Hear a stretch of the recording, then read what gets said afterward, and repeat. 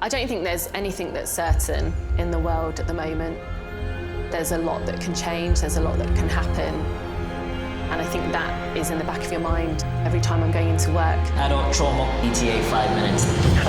Got an assault coming in. He's stabbed multiple times. 5-year-old hit by a car, dragged for 3 metres, degloved the right side of their scalp. Code red. They're now saying partial amputation with a traumatic cardiac arrest. This is just disastrous.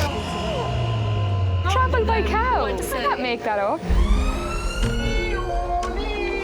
Oh, it's a proper day today, isn't it? St George's, London, one of Britain's busiest A&E departments, under more pressure than ever.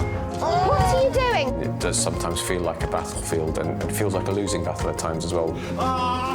You need to calm yourself down. I have 10 traumas and absolutely no space. 25-year-old jump from a 3rd floor balcony. This is the point where we can make a difference. Thank you, everybody. Thank you. A place where life, Best place to make friends, A&E. love, and loss Scariest thing in my life. I thought I lost it. unfold every single day. A life is not just a singular thing. Things that happen to you have a huge effect on the people around you as well. You scare me so much, you know that? All the patients you're about to see were treated in just one 24-hour period. I see behaviour every day that reaffirms my belief in the inherent goodness of people. It's all a bit of a shock, isn't it? And I think I'm incredibly fortunate to work in that environment. It's a lot to take in. He's the love of my life.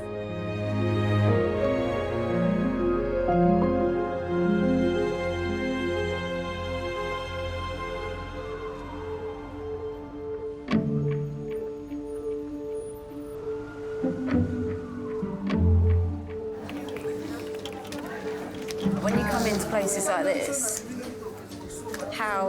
I mean, I could look at half the people in here and think, you don't look sick. Are you all right? You're warm? You got no...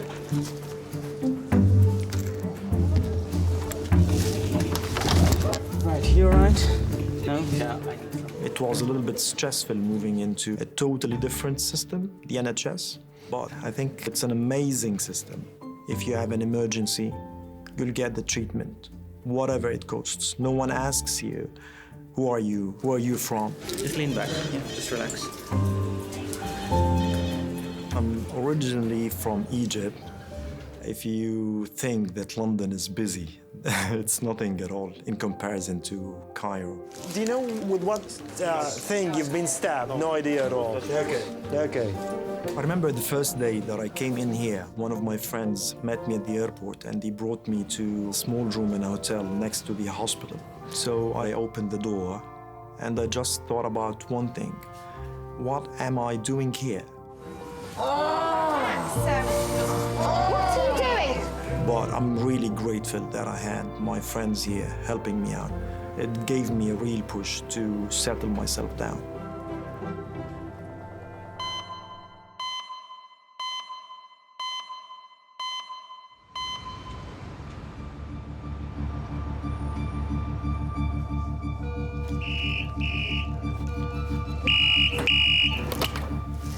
Hello, any St. George's? Is it medical or trauma? All right, go ahead. By what, sorry?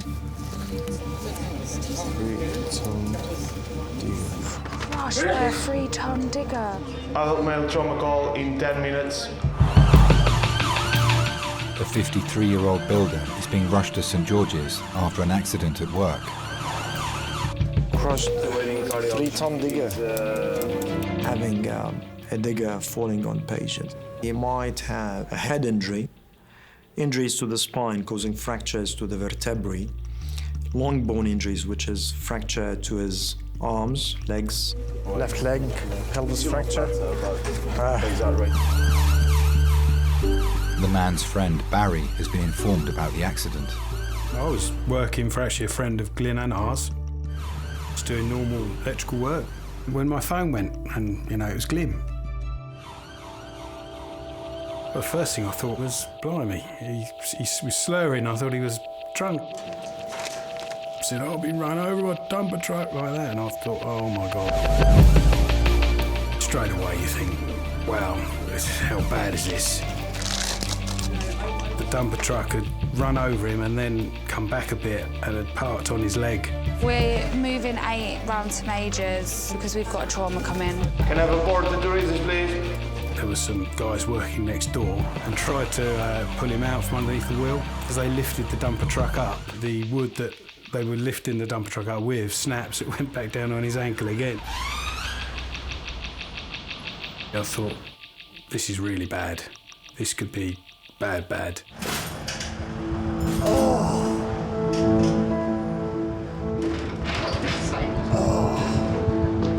Guys, number 8, please. Be there in a second. Ready, steady, slide. Hello, this is Glyn. He's a 53-year-old gentleman. He was next to a 3-ton tipper truck that started in gear, has jumped forwards and has run over his right-hand side, knocking him to the floor. So he's got an obvious fracture to the right tib fib, lower query ankle, query left ankle, closed, query right femur, query right hip, stroke pelvis. Glenn. Hi, my name is Tamer. I'm one of the orthopedic doctors here. I'm going to check every aspect there. I'm going to cut your shirt, please. So we've got a central trachea, Marco. Breathe in and breathe out, please, deeply. All right. So no surgical emphysema, no hyperresonance, pelvic binder. The fracture of the pelvis is a thing that we get worried about because the pelvis surrounds important organs and there are major vessels going around the pelvis. And that's why it might turn out to be a fatal injury. So suspected deformity in the right femur, right leg. Yeah, this is dislocated. Having a joint dislocated is an urgent thing, and the joint needs to be put back in position very quickly. It's a major injury, and it might cause life-changing disabilities and life-changing condition.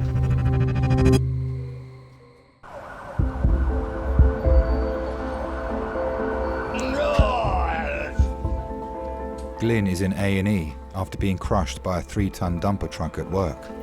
We'll have an X-ray on your pelvis to check what's going on. So can you tell me what happened? He has a severely fractured ankle, and doctors are concerned about possible internal bleeding caused by an injury to his pelvis. Oh, that's it. His partner Sue has yet to be told. My partner is in Royal Surrey Hospital in Guildford, okay? Okay. She had diverticulitis. Diverticulitis. Which burst? She'd had a few problems with her stomach, and eventually she was rushed into hospital. I believe she was in intensive care for 2 or 3 nights, and it was really quite serious.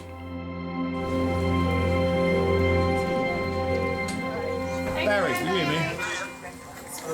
I'm in Tooting Hospital. Oh, Sue's Hospital, mate, okay? In Guildford, yeah? You know, yeah. Obviously, when you see your partner in that much pain, you want something sorted out.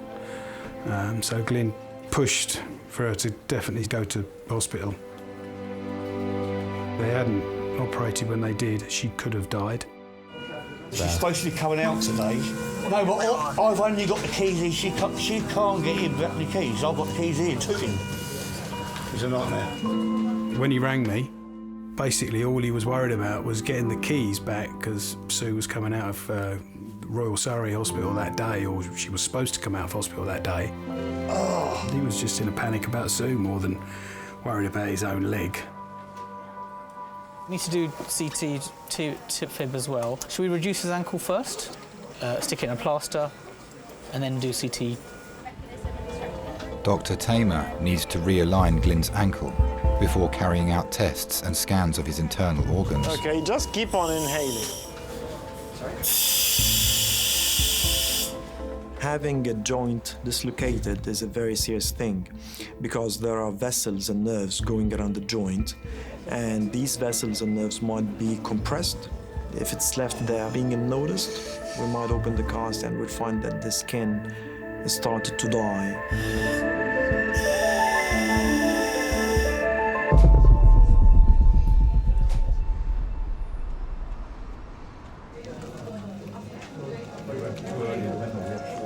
Oh, here we go.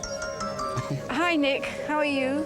Yeah, oh no, I've got a lovely man called Will, who's 27 beside me. Best place to make friends. A&E. But if he disappears, I might give you a ring. Don't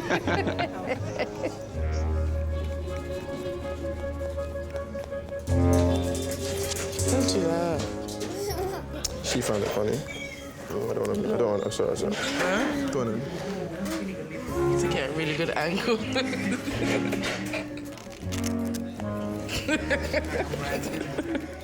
18-month-old Zamira has diarrhea and vomiting.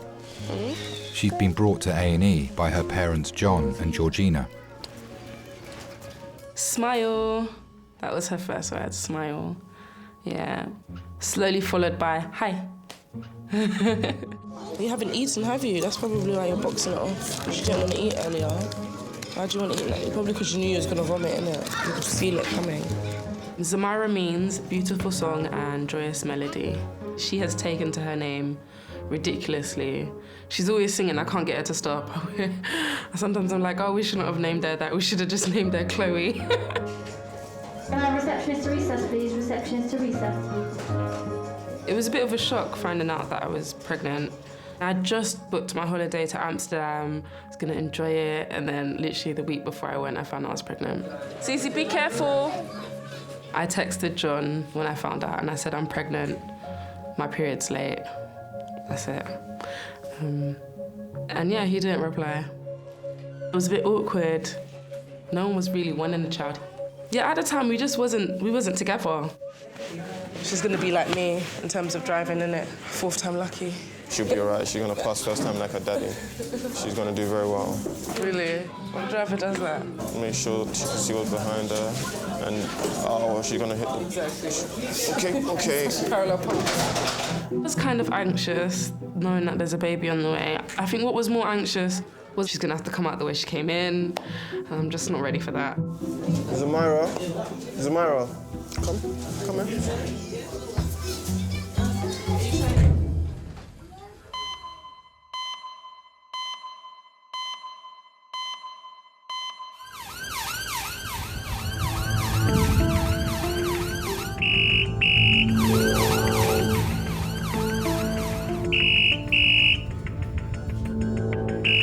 Hello, St. George's. Is it adult?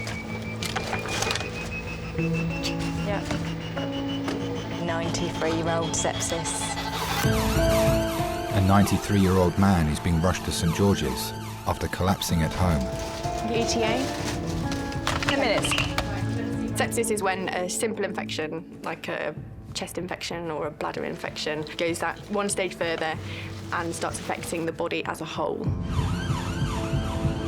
You start getting things like low blood pressure, difficulty in breathing. Sepsis kills. It's a really dangerous condition, and we need to get on top of it quickly. His friend and carer, Martin, called the ambulance. He fell in his room and he was shouting at me. And this is the moment I did wake up. I was shocked. He was on the floor. I couldn't do anything. I was completely in a trap. John is very heavy. I cannot manage. And I phoned the ambulance. I wasn't feeling well and I couldn't go. I was feeling guilty. I thought he was going to die.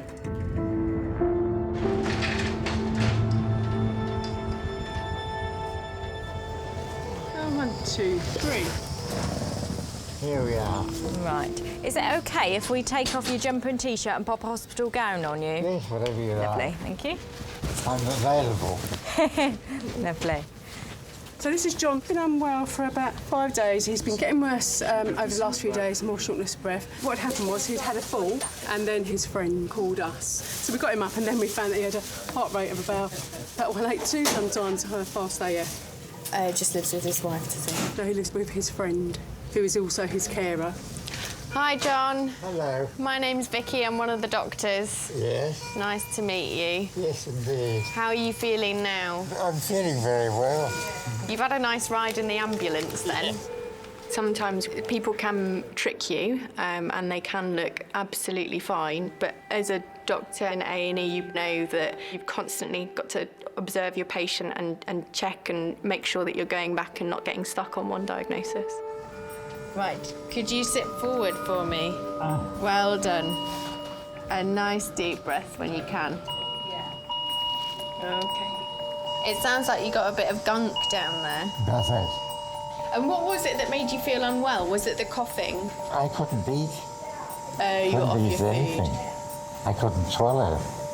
So I got in touch with my doctor and she told me, I think you've got a chest infection. Chest infection.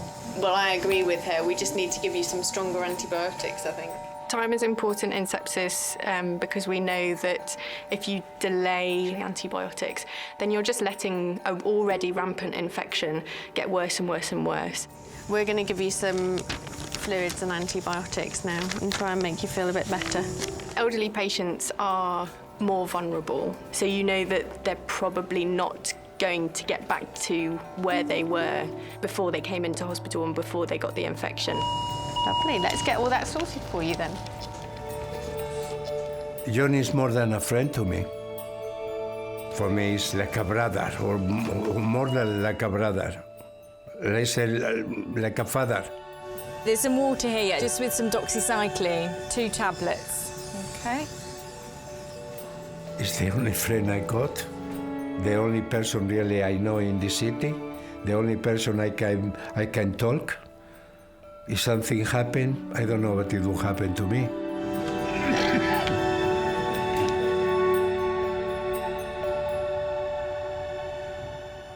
A&E reception, can I help? Oh, they're putting that one up there, aren't they, on that wall over there? Nice. One of those murals. I thought we were putting out coffee. Murals? Coffee Was shop. it? Muriel? Yeah. Melissa, they're going to put a mural on that wall. She don't get it. Look at her face. Jack called it a mural. What a stupid idea for seating in an A&E department to put metal front and back for people to sit on for hours and hours. Are you not sliding? No. Keep your back upright. Keep it neutral. No. I still slide on, look. You shouldn't. There's a natural... There's curvatures in the chairs, man. Curvatures? Yeah. Is that a word? Yeah, curvature. Like your spine has a curvature. The lumbar region of your spine. Look at you. Mr. Thesaurus using all the big words. Dislocated break, dislocated fracture. Glyn needs a CT scan to check for internal injuries and assess whether the relocation of his ankle has been successful. We're going to go for that CT now. His friend Barry is on his way to St George's. We've been friends about 45 years.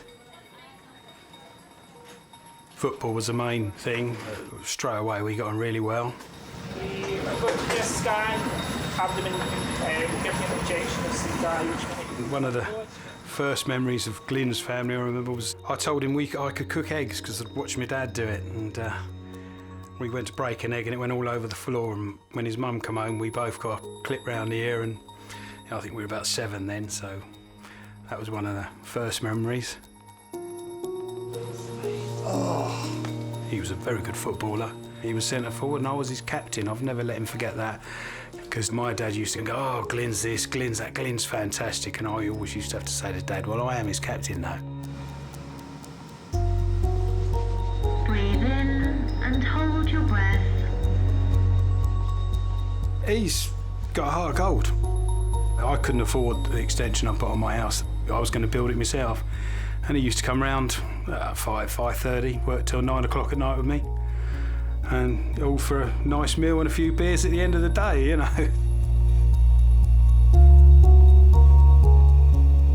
People say you don't find too many friends like that. Dead right.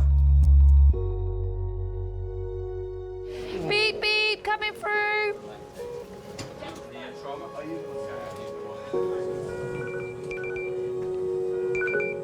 Glyn's partner Sue is 25 miles away in hospital, recovering from an operation. All right. Sue, you there, babe? I'm in treatment hospital. I broke my right ankle. Oh, I had the dumper sitting on my lap. He was not in a great place before he met Sue. Wasn't really working, didn't really have any interests, and was getting a bit down, I think. It was a year, and it ran across, it pulled me underneath it. I remember when he met her. I wasn't there when he met her, because it was a little blind date set up from one of the guys from the football club, actually. Glyn rang me and told me the story that he'd met a girl, and he met her the first night, and they'd had a kiss. Yeah. Oh, but it really hurts. You know, but I've got the keys for home here. Right, are you going to come out today, you know, or not? It escalated very quickly, actually. They obviously got on very well, very quickly, and before you knew it, it was Glyn and Sue. Glue. I'll ring back. I'll ring. I'm so dry I can't speak. You know what I mean? I'll ring Barry up and say, ring you. Can you ring Sue? We did nickname them Glue, because as soon as they'd met, they were together. I think she completes him. I think she just keeps Glyn on the straight and narrow, and you know, they were going away on long walks around locally and also going away to the coast at the weekend, and it was just such an obvious change in Glyn almost instantly. I think Sue's the most important thing to him, definitely. All right, babe, it's a bit awkward, but I love you.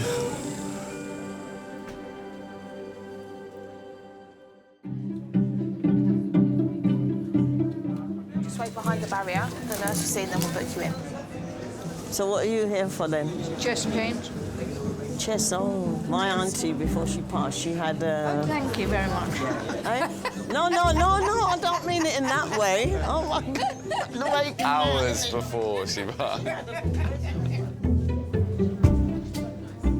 to have to check temperature and your blood pressure. We'll need to send you for an X-ray, so please lie still. Tamer, just the person I speak to. Your CT just shows a Mason nerve fracture. There's nothing with the femur. Initial scans show no fractures to Glyn's pelvis. The severity of his fractured ankle means he'll be taken to a ward ahead of surgery. What's wrong? Where? Ankle. In your ankle? Yeah. Has the pain increased since the cast has been there? Yeah. Do you feel tightness over it? Yeah, really tight. With any fracture, the limb affected gets swollen. If the leg gets swollen without anything around it, it's okay, nothing is gonna happen. But imagine having a cast, a full cylinder surrounding that limb. There might be pressure on the skin. It is really tight. Can I have scissors, please? Pair of scissors. This will affect the nerves, and it might cut the blood supply to the spot. And this might get quite serious, up to amputation. He's complaining of severe pain, so I opened it. It looks like a dislocated nerve. It was comfortable all the time though, right? It also just got worse. We'll give you some painkillers right now. Here you go, my love. And we'll try to reposition your ankle.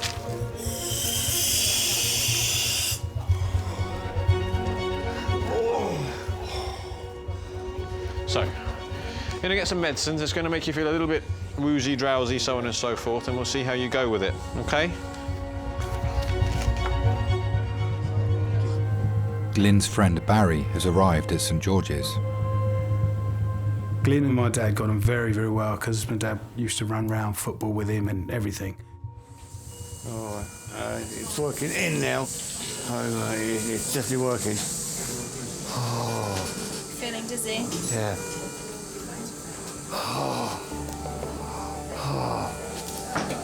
My dad passed away 7 years ago, and when I rang Glyn up in Canada to tell him my dad had died, Glyn got a plane and come home. So my brothers and I, we really appreciate the fact that he'd come back from seeing his sister in Canada. Always looked out for each other, and do anything for him. I'm sure he knows that if there's a problem, I'm there. We're pulling mainly and putting it back.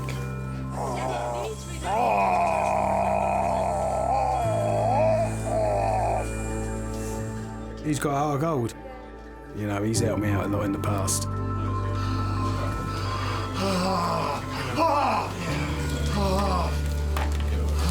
Glenn. Hello. Oh. How do you feel now? Oh. A trip, wasn't it?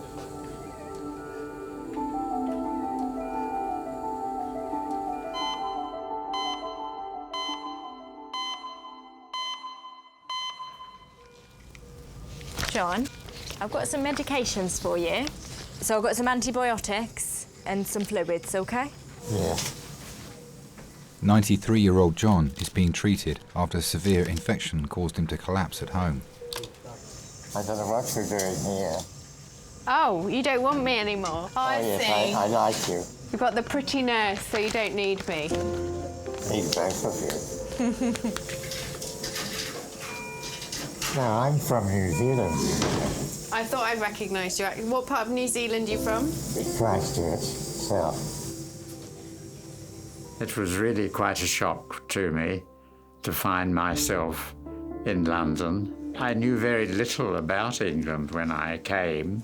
One of the first places I had to go to was Cornwall, and I thought of going for a swim, and I nearly died when I dived into the water because it was so cold.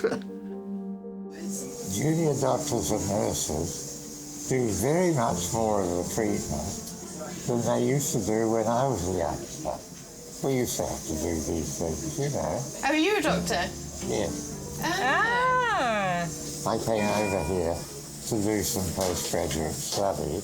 I was only coming over to get my diplomas, and then they immediately offered me a job as a registrar at Guy's Hospital, and I took it, which really was unexpected. What are you doing now? Just feeling your pulse, if that's all right. Oh, that's all right, yes. Ought to go up now, you've arrived. When I was dealing with patients, I had quite good relationships with several.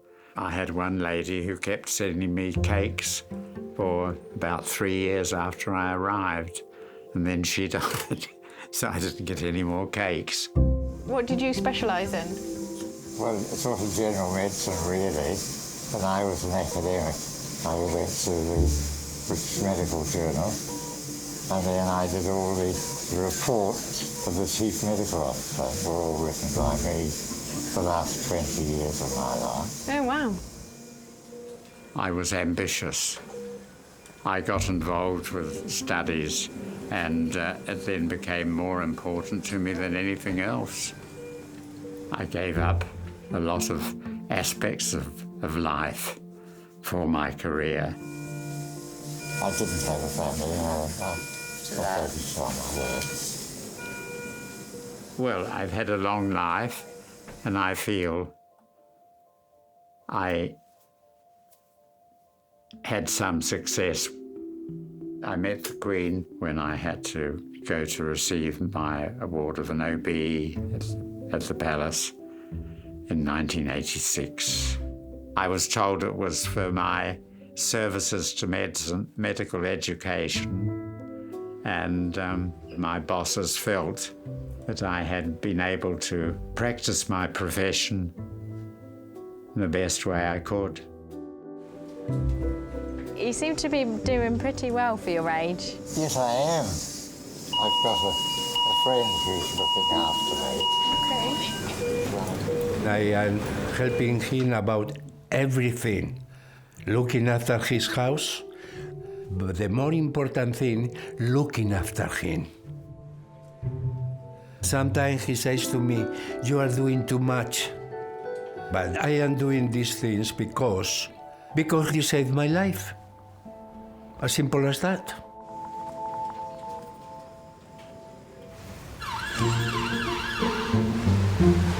Just keep swimming, just keep swimming. Just keep swimming, swimming, swimming. I can sit or just watch those fish. I love those fish. You love them? Yeah. Do you marry them? I'd bring them home. Put them on my bedside table. You try and feed them, wouldn't you?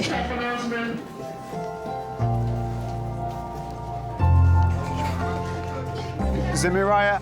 Yes. Hi, sorry she fell asleep. No, not at all. That's all right. I don't blame her. 18-month-old Zamira has been feeling unwell for the last 24 hours. Hi. So my name's Stefan. I'm one of the doctors here. So what's been happening? Sorry. What's brought you in? That's all right.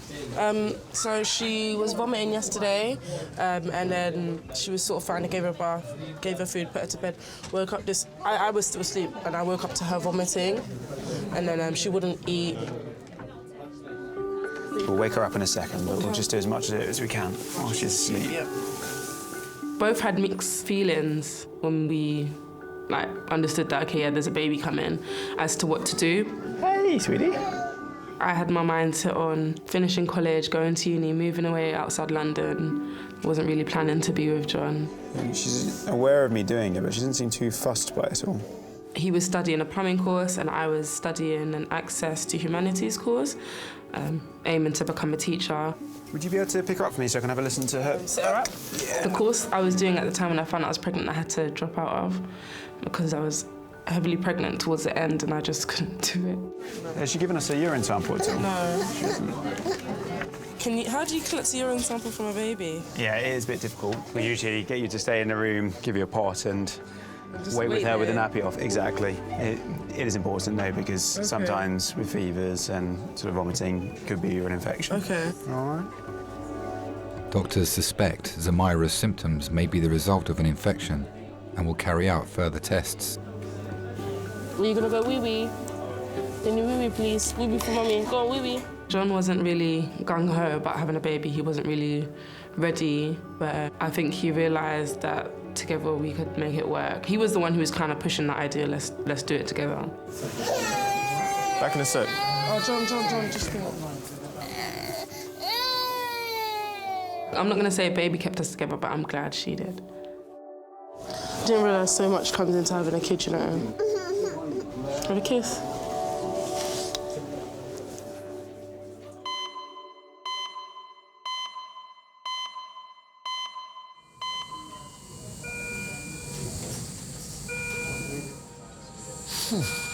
My heart's quiet. Yeah. Oh. I can tell you're enjoying yourself a little bit. Here we go again. Regular flying.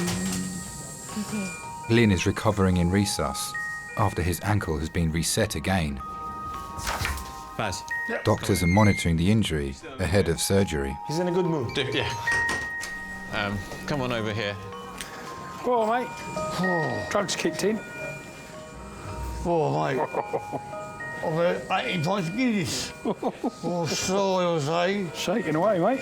Oh. You okay? You awake enough? Oh. To awake. It's flying. Oh, flying. If I wasn't driving, I'd say, can I have some of them? Oh. More time and I'll say Oh, I hurt now. Yeah. Oh. Sue's all right. I'll just text her. Okay.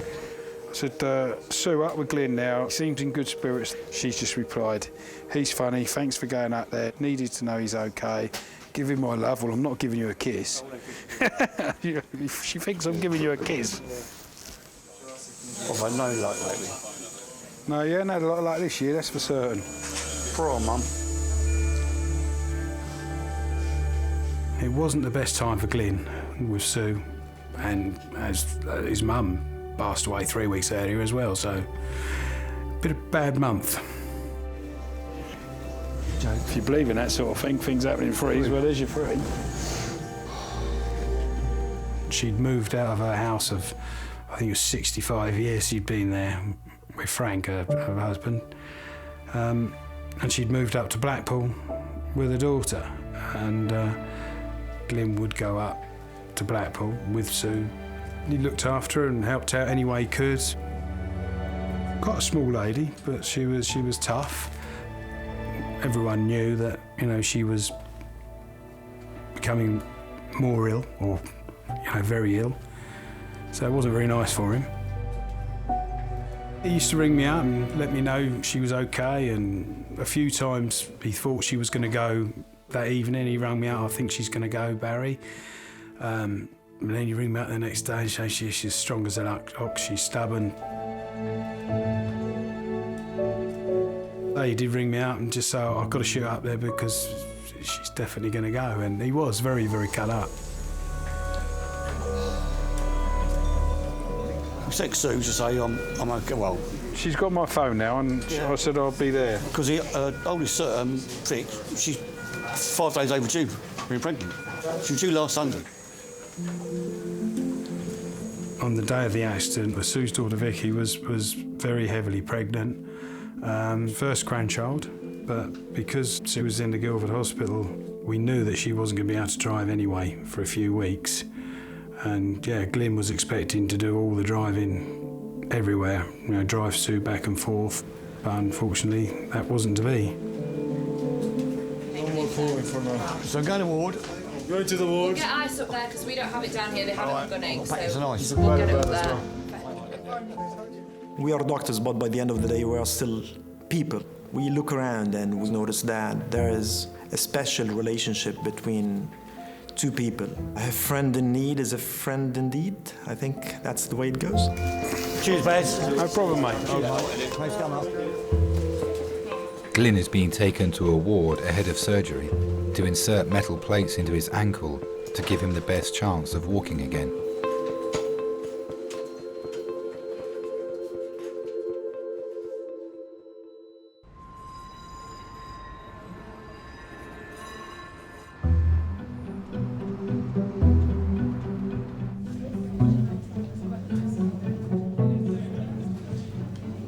Who invented urine samples? Kids. Wee, please. Drink some more juice. Zizi, try it. Zamira's parents have been attempting to collect a urine sample after doctors suspected she may have an infection. Was that wee? Okay, maybe it wasn't. Sorry. I thought you was weeing. Most people are really excited to hold their baby for the first time. I was like, she's icky. Please clean her. She's going to wee. Within the next 2 hours, she's going to wee. She has to wee. But after that initial feeling, I was like, oh my gosh, I actually grew this baby. Promise you won't wee on me. Everything rushed to me at once, and I just felt like so much love for this little person who I'd never met before. Listen, no, it's fine. Hello, I'm Sam, he's consultant. Can I just sneak in here, Mummy? You don't mind? Pediatric consultant Sam has arrived to assess her. Perfect. Has she been pulling her ears? Not pulling, she always touches and scratches it, yeah. She does that a lot. Is it an ear infection? Yeah, it's all ear infection, especially the right molar ear. I don't need this, fine. You don't need a urine sample? Okay. No, she's different, she has an ear infection, you know. Cool. So I'm going to give you antibiotic script now, you go get it from the pharmacy, and you start it 3 times a day. Yeah, okay, get it. Thank you so much. Get you sorted. Thank you.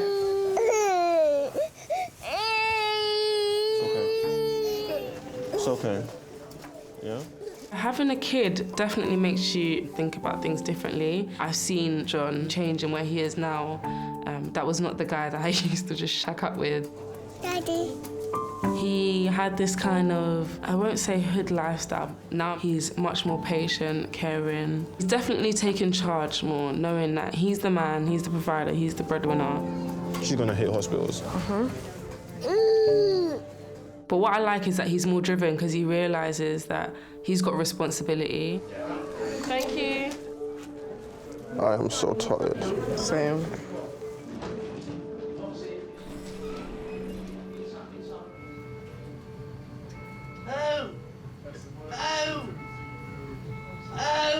Oh, I wish you'd shut up, my dear. John's blood pressure has begun to stabilise following emergency fluids and antibiotics. He slowed down a lot, hasn't he? He was 101. I met him when I was probably 50 or 48. I was completely in a mess, in a real mess. I was very, very depressed. He was suffering as the result of the breakup at his marriage. I thought he was very ill, and I thought he was a little bit suicidal. Well, I thought he was suicidal. He was attending his general practitioner, who was a personal friend of mine. How are you doing there, John? I'm doing all right. Fantastic. And you? I'm all right, thank you, yeah. Good. I've just had my break. After my divorce in Spain, I was a mess. I didn't have a place, and I didn't have money, and I lost my job. We were just saying your numbers look a little bit better, so that's good. Are they? Yes, I feel better. Good. I was really under some stress at the time when I met him myself. I was trying to get rid of tenants I had who were involved with drugs. These tenants did eventually leave, and he took their place, so to speak. Well, I'm glad that we've made a difference. It was like winning a lottery for me. In such a big city like London, I did find a door open for me. Right, can I do another quick blood test? Is that okay? We found out that we both were very fond of travel, and so we went on many travel expeditions together. We've been in Czechoslovakia, in Scandinavia, in America, we've been in Portugal, France. And for me, traveling, that it was my best medicine. Now he cannot travel. Unfortunately, he cannot travel. People, they got long tongues. They can be very nasty, you know, sometimes. When there are two men together, they think, oh, they are gay. For me, it's like a family. For me, it's like a brother. You know what's happened with me now? I can't remember words. Yeah. It's terrible. How long's that been going on for? Oh, about 6 months, I suppose. Yeah. Getting worse. What's your GP said about that? Well, I haven't told him. I hope that when I'm older, I have friends and family that can help me out. I know that I've been guilty of not being the best granddaughter sometimes, especially with this job. And it's really easy for older people to get lonely. So friends and family is particularly important. I think that's much better than a stranger coming in for 10 minutes and making you a cup of tea and then leaving again. Well, it got me into a ward. Yeah, I'm afraid we'll be taking you to the ward shortly. You get wisdom, I suppose, as you grow older, just at different periods in your life. So I'll pop your pills just on the bed with you now. And you've got your bag here as well. I think inevitably one does have to have regrets.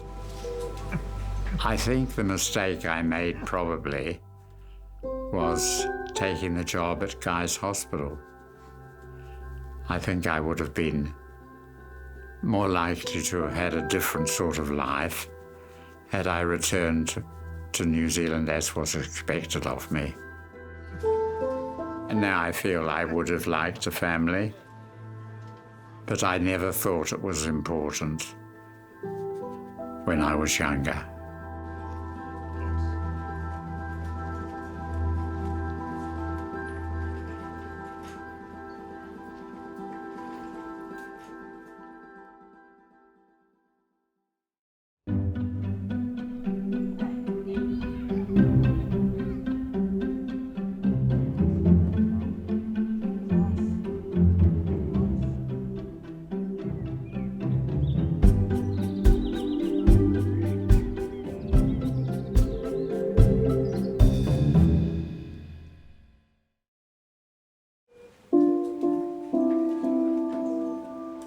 I was here by myself. The only thing I was talking with somebody, it was through the telephone.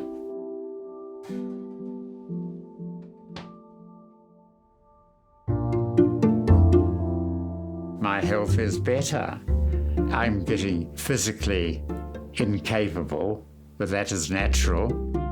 The quality of my life is not great at the moment, but what quality there is provided by him, really.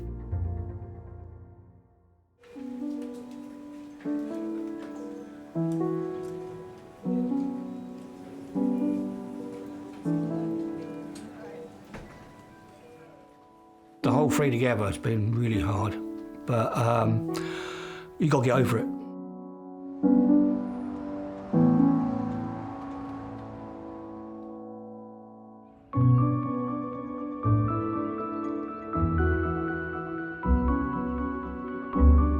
Yeah, it could have been a lot worse. For both of us, it could have been the end, really.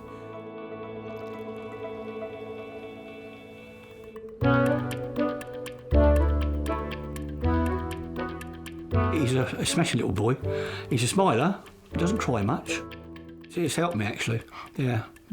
Something positive in the world, you know what I mean? Another little life, and he's a good little boy. So I hope he carries on like that.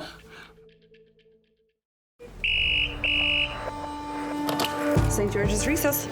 He set off that morning on a bike. Adult male trauma call, 12 minutes. The phone went, said what's happened, and he said, I don't know, they found me in the road. Been playing golf this afternoon, he had a pulse of like 60, and then literally out of nowhere, it's over 200. There are many causes for fast heart rate. One of them is a heart attack.